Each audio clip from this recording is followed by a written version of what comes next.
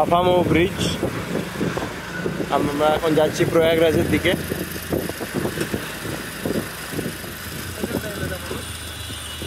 Second time মহাশিবরাত্রির শাহী স্নান করে তারপরে বারাণসী কাশী বিশ্বনাথ দর্শন, তারপর অযোধ্যাতে রামলালা দর্শন করে এখানে ফাফামৌতে দাঁড় করিয়ে দেয় বাসগুলোকে কুম্ভমেলা উপলক্ষে 15 কিলোমিটার দূরে।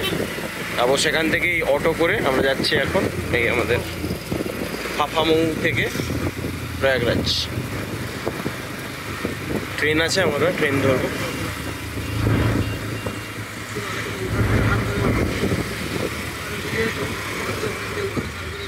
দীপাপুর এখানে আবার স্টার্ট হয়ে গেছে।